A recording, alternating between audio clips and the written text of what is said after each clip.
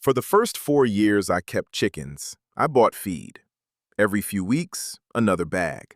And every time I carried one of those bags from the car to the shed, I had the same thought, which was that I was supposed to be building a self-sufficient food system, and instead, I was just moving the dependency from the grocery store to the feed store. I had swapped one supply chain for another, slightly shorter one, and called it progress. The thing that changed that was a bucket of water sitting in the corner of my polytunnel in summer. I had left it there with some pond water in it, intending to use it for irrigation, and I forgot about it for a week. When I came back, the surface was covered in a dense green mat. My first instinct was to tip it out. My second instinct, fortunately, was to look it up first.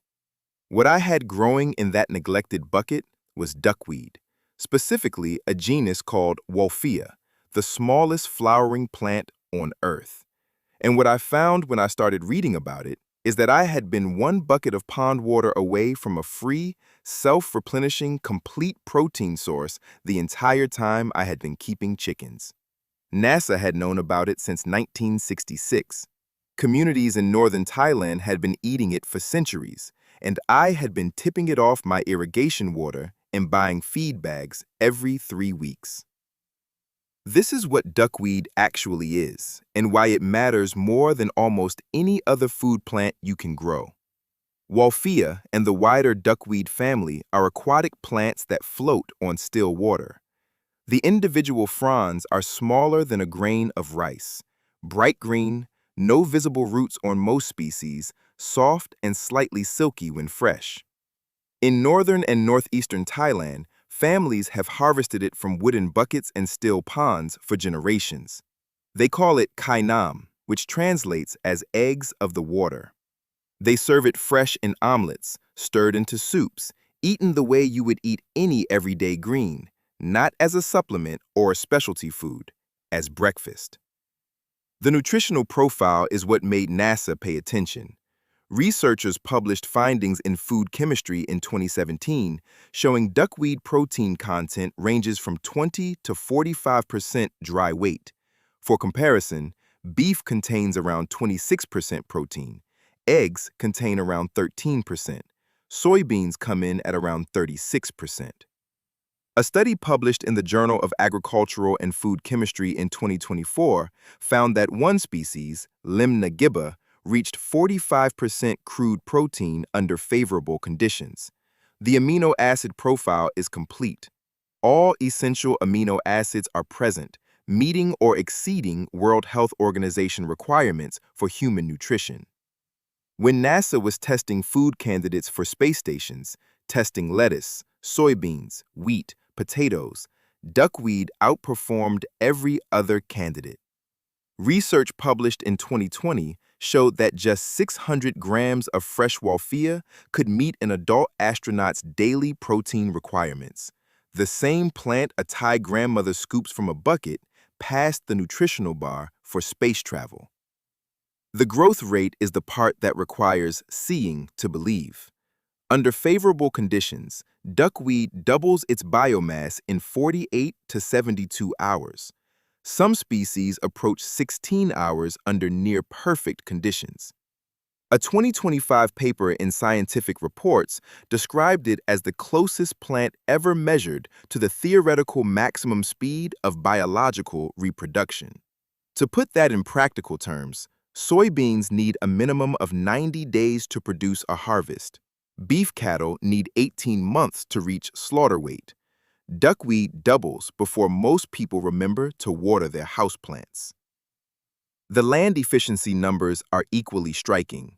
A 2024 paper compiled across multiple studies found duckweed yields 2,080 kilograms of protein per hectare per year. Soybeans produce 303 kilograms per hectare per year. Corn produces 179 kilograms. Duckweed produces nearly 7 times more protein per unit of land than soy and 10 times more than corn. Under greenhouse conditions in Europe, the same research found duckweed yields 10 to 18 tons of protein per hectare per year, compared to 0.6 to 1.2 tons for soy grown in the same region. One researcher summarized it this way: the surface of a small pond can outproduce an entire soybean field. The reason most Western gardeners have never heard of it comes down to two things. First, it cannot be patented in its natural form. No seed company profits from a plant that reproduces by splitting in half. No equipment manufacturer sells specialized duckweed machinery. No processing facility stands between you and your harvest. Every layer of the industrial food system that profits from complexity has no role to play in a plant that grows itself in any container you have available. Second, it looks like pond scum. Western food culture values visual scale. A duckweed bucket does not photograph like a cornfield. That appearance has been its commercial death sentence and its practical advantage for home growers at the same time. Dr. Wayne Armstrong at California State University spent decades documenting every duckweed species on Earth and found Wolffia globosa growing wild within miles of major American universities. The same plant Thai grandmothers harvest for breakfast was floating unnoticed in American ponds, in drainage ditches, in forgotten corners of public parks, hidden in plain sight. Here is the setup, which takes 5 minutes and requires nothing beyond what most households already have. You need any container that holds water. A 5-gallon bucket works perfectly. A plastic storage bin works too. A shallow wading pool gives you larger production. Even a glass baking dish on a windowsill will produce. The key is wide and shallow rather than deep and narrow. Duckweed only grows on the surface, and 3 inches of water depth is sufficient. More surface area means more growing space. For water, dechlorinated tap water works well. Rainwater works better. Pond water is ideal if you have access to it. If you are using tap water, leave it in an open container overnight to let the chlorine evaporate, or add a water conditioner from any pet shop. The pH should be between 6 and 7.5, which is where most tap water naturally falls. For nutrients, fish tank water is the easiest option because the nitrogen from fish waste gives duckweed exactly what it needs to grow quickly. If you do not have a fish tank, dilute any balanced liquid fertilizer to 1/5 of the label strength and add it weekly. A few drops of aquarium plant food each week works well. Even a small amount of organic matter, a decaying leaf, a pinch of finished compost is enough to get started. For the duckweed itself, 1 tablespoon is enough to seed an entire bucket. You can collect it from any local pond where it grows naturally, order it from aquatic plant suppliers online, or get a handful from anyone keeping fish tanks where it grows as a common surface plant. Float your starter culture so it covers roughly 10 to 20% of the water surface. Place the container where it receives bright, indirect light for at least 6 hours per day. A sunny windowsill works. A shaded patio works. Direct hot sun all day can overheat the water, but duckweed tolerates more variation in light and temperature than almost any other food plant. 60 to 90 degrees Fahrenheit covers the productive range. Walk away. Come back in 48 to 72 hours.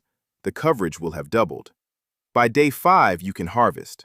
Skim half the surface with a small kitchen strainer or fine mesh net, leave the other half growing, and the bucket refills itself overnight. Rinse the harvested plants, pat them dry, and use them fresh in salads or smoothies, blend them into soups, or spread them thin on a tray to dry and grind into protein powder that stores at room temperature for months.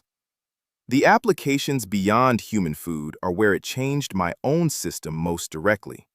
Tilapia farmers who integrated duckweed into their feeding program cut feed costs by 50%. Backyard chicken keepers who started supplementing with duckweed noticed egg yolks deepening in color within weeks, which reflects the carotenoid content of the plant converting directly into the egg. I stopped buying the feed bags. Not immediately and not entirely, but significantly. The bucket in the polytunnel became 2 buckets, then a shallow plastic storage bin on the south wall, and the chickens got duckweed as a daily supplement through the warmer months. The yolks changed. The feed bill changed. One important practical note: never dispose of duckweed into natural waterways. In some regions, it can become invasive and outcompete native aquatic plants. Excess harvest goes to the chickens, the compost pile, the fish tank, or the vegetable beds as a liquid fertilizer when you drain and refresh the water. Everything it produces is useful somewhere in the system. Commercial interest in this plant has exploded in recent years. A company called Parabel USA developed a protein ingredient from water lentils sold under the name Lentine. A company called Hinoman in Israel sells wolfia as a premium superfood supplement called Mankai. The same plant, available for free in most temperate ponds, now commands premium prices in health food stores, which tells you everything you need to know about where this is going and why getting ahead of that curve matters. Here is what I keep coming back to when I think about duckweed. The Thai grandmothers who harvest kai nam from wooden buckets never needed NASA to tell them what they had. They already knew. The knowledge never disappeared in the communities that kept using it. It only disappeared from the food systems that replaced practical observation with industrial efficiency. And in doing so, quietly eliminated one of the most productive, nutritionally complete, self-sustaining food sources on Earth. You do not need land. You do not need a growing season. You do not need a seed order or a bed to dig or a month of waiting. You need a bucket, some pond water, and a windowsill with light. And in 48 hours, you have more protein growing in your kitchen than most people produce in their entire garden. Complete protein, free, forever, in a bucket. Start this week.